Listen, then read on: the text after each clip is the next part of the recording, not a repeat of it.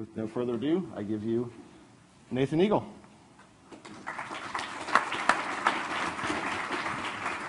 Thanks, Lenny. It's a real honor to be able to kick things off here.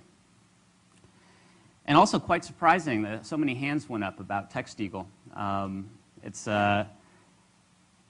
We rebranded because, as I'll be talking about, we're really moving away from text messaging, and it felt like that was the right thing to do. But it's great to hear that people have become at least somewhat aware of this story, because I do think it's a story that has the potential to really and profoundly shape what the future of market research looks like in emerging markets. So my background was I was formerly part of the faculty at MIT, and my my academic expertise was on big data analytics, and specifically data coming from mobile phone operators. Kind of by accident, I started working with operators in the developing world. And these were the organizations that had neither the computational horsepower nor, frankly, the human resources to deal with suddenly the petabytes of data that their subscribers were generating. They were inundated with this data, and they needed help to get a better sense of the underlying dynamics of their subscriber base. And so it was actually pretty easy to go in, and this was starting in 2006, and get access to these back-end billing systems and start building out programs that can provide insight into the, what these subscribers are doing. But the thing that the operators wanted more than just insight was how to solve this ARPU problem. ARPU is average revenue per user, right? And across the board in these high-growth emerging markets, the average revenue per subscriber is going down. And this should make sense, right? The people who bought phones for the first time in India this year, and they're making less money than the people who bought phones last year in India, right? As the mobile phone is truly getting further and further down the pyramid, the average mobile phone subscriber is getting poorer and poorer. Right? And there's a real upper bound to how much a mobile phone subscriber is willing to pay for telecommunication services, no matter how targeted and great those services are. If that individual is making $5 a day, pulling out another quarter out of this person's pocket is tricky. So what we ended up doing, and ultimately what led me to leave MIT, was initially started as an academic experiment. And the idea was, instead of taking more money out of that individual's pocket, how about we start taking money out of another organization's pocket in exchange for the subscriber doing something, right? And originally, that thing that the subscriber was doing, we were targeting rural Kenyan nurses. And we're asking them, hey, we needed to get some information, and this was in collaboration with the Kenyan Ministry of Health, about what the current blood supply levels were in these remote hospitals across Kenya. And so in exchange for literally pennies of airtime, so top-up credit, that was paid for by the Kenyan Ministry of Health, we would then receive the data. These Kenyan nurses would send us data about the current blood supply levels. And that experience was phenomenal. And this was in 2008 when we first deployed this. It's now a platform that's getting deployed across East Africa. But the real insight, from my perspective, was that people are really willing to provide a lot of different data for pennies if you have the ability to instantly reward them, and reward them with prepaid airtime. And so if you fast forward to today, that little airtime reward platform that originally I built for Safaricom in Kenya, we've now integrated, as of last week, into our 237th mobile operator. So we now have this platform live in it's 101 countries as of last week. And what that means is that we now have the ability not only to communicate, but to compensate over 2 billion consumers. And compensate them in denominations as low as about 10 cents. So from a pragmatic perspective, suddenly we have this capability that I'd love to see leveraged in a lot of different ways. But pragmatically, how the technology works is we have this list of the 875 million prepaid phone numbers in India, for example, right? Pick a number at random. Type it into my laptop, type in 50 rupees. You push enter, and within 7 to 10 seconds, no matter where that phone is in India, no matter whether it's an iPhone or more likely something that looks more like a 10-year-old grayscale Nokia candy bar handset, that Indian subscriber is going to get a message saying, you just received 50 rupees. And if you go to that person and you give them the opportunity, you can either have 50 rupees in cash or 50 rupees credited to your handset, they view those two things as exactly equal. Right? So this is suddenly a platform that can infuse capital on a scale that's never before been possible. And the open question is, what are we going to, where's the money going to come from? And my hope is, at least part of that answer is market research, getting some insight into these emerging market consumers. And as a company, one of the things that has caused a little bit of friction with investors is that we categorically say no to all potential deals in North America. We say no to all deals in Western Europe. We're focused exclusively on high-growth emerging markets. And the reason for that comes down to kind of this longer-term vision for the company. And I think that is really reflective in economic models that you're seeing more and more of. Over the course of my career, by the time I retire, the world's GDP is going to go up by a factor of 5. Right? The global GDP right now is around $70 trillion, $74 trillion. It's going to go, by 2050, is projected to be at $380 trillion. So we're going to see a $300 trillion increase in the global GDP. Of that $300 trillion, over $230 trillion of it is coming from the developing world, these high-growth emerging markets. So the world is going to look radically different, and it's going to look radically different quite soon. I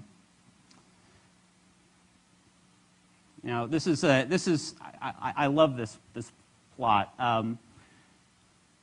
This is a plot of middle-class consumption, and the shares of middle-class consumption. So you can see the United States, if you look at right now, the United States and the EU represent the majority of middle-class consumption globally, right? But if you go further, just even a little bit further on, by the time my 2-year-old son graduates from high school, right, this economic scale is going to have flipped, right? And suddenly, the countries that are driving middle-class consumption are no longer going to be this country, nor is it going to be Western Europe. But the places to win are going to be in countries like China and like India. So there's been huge amounts of effort trying to basically get engaged with these high-growth emerging markets. KFC came in to China, invested a lot of money, and did reasonably well, and then went into India and invested even more money, and totally flopped. Right? I mean, so it turns out in India, consumers like chicken roasted and not fried, and they blew a lot of money here because we tend to assume that if we have one model that works, it should work globally. And why is it difficult to go out and try to ask Indian consumers what they want? Well, traditionally, the way market research is done in these emerging markets is through Land Rovers, right? It's through face-to-face surveys, flying people out to Delhi, renting Land Rovers, driving out into the field, and talking to that rural Indian consumer about what does she think about laundry detergent. This is not an efficient way of spending capital, right? This is not a great way of collecting data, especially given the fact that you've now got this ubiquity of mobile phones. I love this plot. I keep updating it every year and keep getting surprised. In fact, I met the CEO of Ericsson a couple weeks ago in London, and the new number, as of about a month ago, was 6.38 billion subscriptions actively on the planet today. So what you're seeing right now is the rise of mobile phones, right? How many active subscriptions there are. And I think the thing to really take away is look at the light blue versus the dark blue, right? You know, we have plateaued in this. I mean, it's saturated. And what you're seeing right now is the growth for mobile devices is coming from these high-growth emerging markets. And you know, what's exciting is that if you start looking at penetration, all right now, mobile penetration is over 100% in Brazil. It's over 100% in South Africa. There are more phones than people in Vietnam. Right? You're getting over 90% penetration in countries like Indonesia. It really is a ubiquitous technology. This is no technology has been adopted faster in human history than mobile phones. And so it really is true now that you can assume that, you know, the average person on the planet is going to carry around one of these devices. So when we started, you know, using this as a survey platform, you know, one of the things we started asking people is, how important is your mobile phone? And what's striking is how it kind of universally, across all of these different countries, it does become, you know, as opposed to the television and your computer and your car, mobile phones dominate when people are asking, you know, what is the thing that you value most in terms of one of your possessions? And you see that in terms of how people are spending their money, too. The average mobile phone subscriber in these emerging markets spends 10% of their day's wage on scratch card top-up, on airtime. You know, 10% of their daily income, of their annual income, is spent, goes back to the operator. It's a huge, huge expense. And so what we're trying to do is offset that expense by getting people to, you know, start engaging with global brands, market research companies, with the rest of the world, in exchange for airtime, and airtime in literally in 70 currencies. So we're not giving people free minutes per se, or 100 free text messages. We're literally giving that individual 50 rupees, or 20 Kenyan shillings, or 1.5 Brazilian real. And we're doing it in a lot of different channels, right?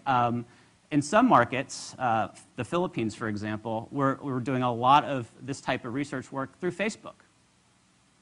It's, I think, a little-known fact that, you know, Facebook is just dominating across these markets now. I mean, you go to a cyber cafe in Nairobi, half the screens are blue, right? I mean, it is a massive, massive deal. And so, you know, we're using that channel because that channel exists. It exists to talk to these consumers. They all have to have mobile phones in order to participate, because that's the way we incentivize them. You know, we're giving them airtime to fill out that survey, but we're not constraining it to just the mobile phone to complete that survey.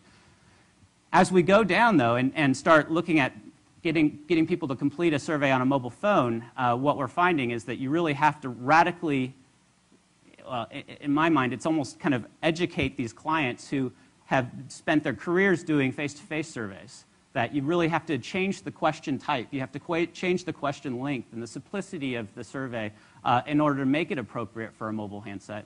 And that's even more true when you start talking about SMS protocols and you know, what we're using as a UCMP, which is a proprietary protocol that sits on the USSD layer that I can talk about later. So mobiles, you know, what we've found is it's a wonderful source for people. It's a wonderful mechanism to incentivize people. But at the end of the day, it is a platform that really is constrained in terms of what the types of data you can get out of it. You know, the types of questions you can answer. But what we've been doing is really, as a company, trying to explore what can be done with this platform. You know, ranging from, you know, we're working with the World Bank right now on a massive study trying to quantifying PPP, purchasing power parity. You know, getting people in their local communities to go out and tell us, you know, what does the price of a kilo of rice cost?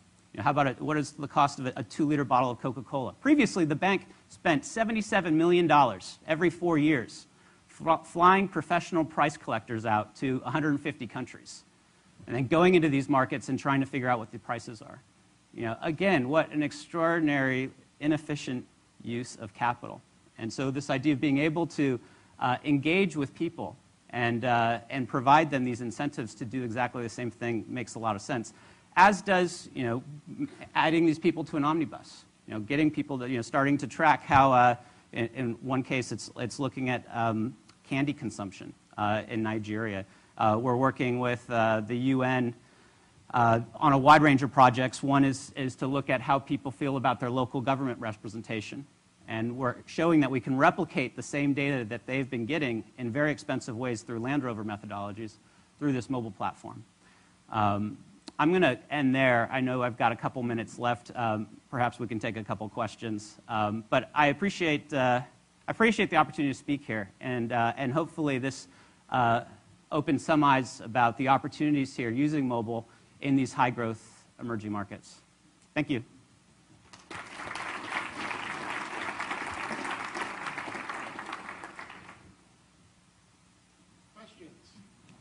At the end of each session, we'll have a 5-minute Q&A. So, questions for Nathan? Oh, come on. Okay, there we go.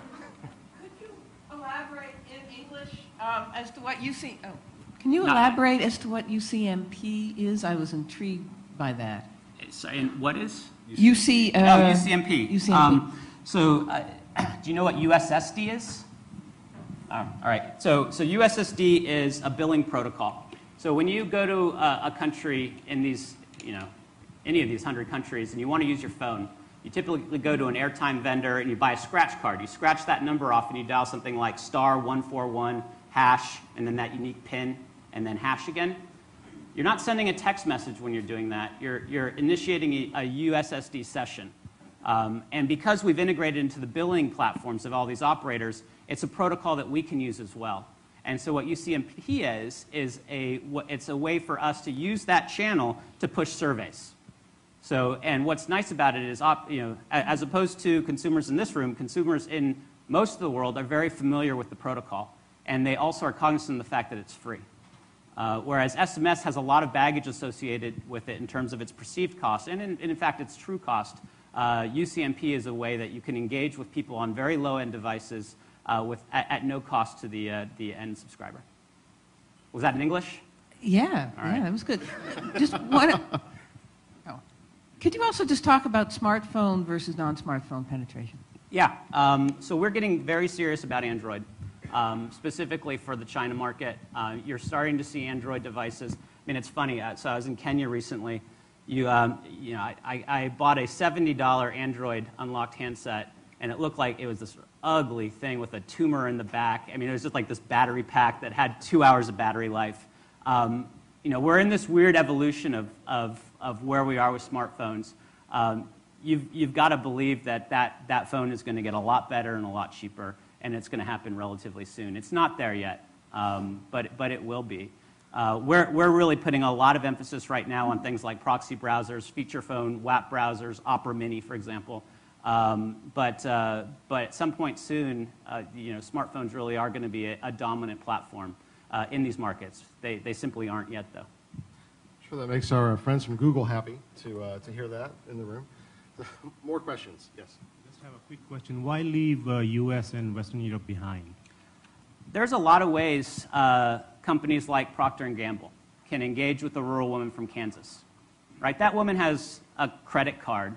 Her database is in a lot of different. Her data is in a lot of different databases. Right? If P&G wants to engage with a rural woman from Indonesia, we're the only game in town. Right? The other way that they have to do it is through Land Rovers or through billboards. Right? What we're doing is we're building the largest consumer database in the world, and we're focused on the consumers where this data is unique, where no one else has this access to these people and this data. And so that's the reason, is we're focused on where we can add the most value. More questions? Thank you, Nathan. Thank you. Thank you very much.